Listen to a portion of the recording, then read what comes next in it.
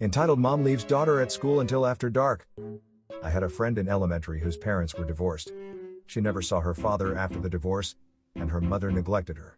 I usually stayed after school late too BC my parents often worked late. On that particular day, I went home after her which was normal, but the next day she didn't come to school. She never came to that school again.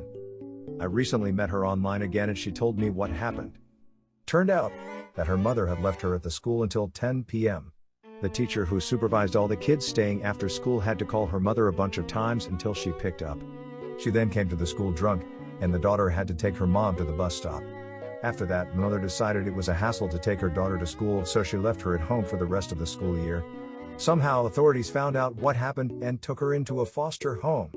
She now lives happily with her foster parents and their children, and she never had to experience something like this again. Entitled Aunt wants her son to have cake.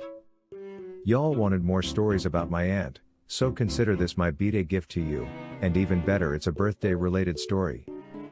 This took place around 2 years ago at my grand's house, and Aunt's son, C, was 7-ish, old enough that he should have known what he did was wrong.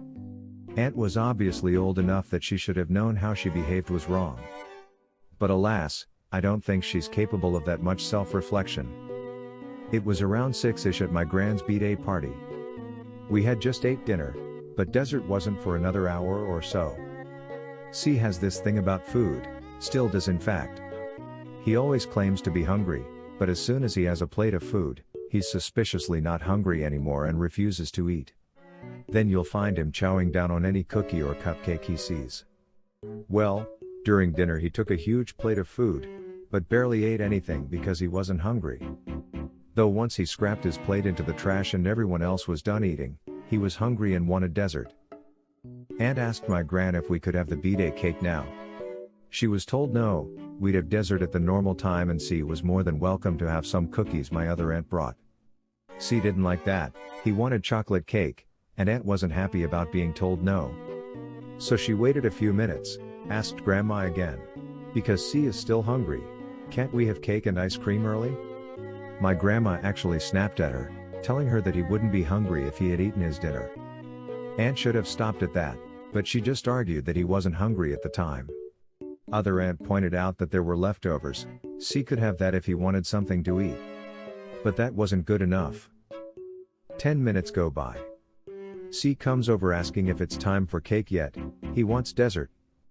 My dad made a comment that it's not C's cake, and Grandma can very well keep it all to herself if she so wished, which C did not take well too, but he went scampering back inside, figured he was going to the back room to play Mario or something and thought nothing of it. After a little bit I go back in with my other aunt to help her with something, and when we go into the kitchen there C is, holding a handful of cake in his bare hand and frosting on his face. Other aunt starts yelling at him, which brought the others inside. Aunt's response when she saw C. "Lol, you little stinker, you made a mess." That set my dad off, who blew up on her about how this was not a haha moment. Aunt just went, "Well, I told you C was hungry, he really wanted cake." As if that justified what he did. She even made a comment that we should have had someone watching the cake because C is such a troublemaker, we should have expected he'd do that.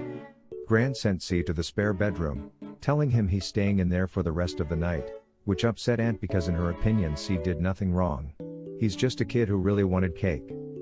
Other aunt and I went and bought a Walmart cake to replace the one C ruined. Aunt kept complaining about Gran punishing C, blaming his actions on her ex, his dad, as she always does when C gets in trouble, and after having a slice of cake she left for home with C, canceling their plans to spend the night at my gran's. Needless to say, for the rest of that year none of us let C be alone with any cake. I think this was the point my other aunt stopped letting Aunt's behavior slide. The straw that broke the camel's back for her in regards to Aunt's behavior. Entitled mom expects to be paid for endangering her kids. So my grandpa just told me a short story that happened about 40 years ago. Apparently the entitled mom from the story sent her kids to get cigarettes at the gas station alone and told them that the one which got home first would get ice cream. These kids were about 7/8-ish according to my grandpa. So when they came running around a corner straight onto the road, my grandpa almost hit them. So my grandpa went home with them to apologize and gave a bag of candy. After which she had the audacity to say the previous guy gave her 25 gulden, Dutch currency at the time.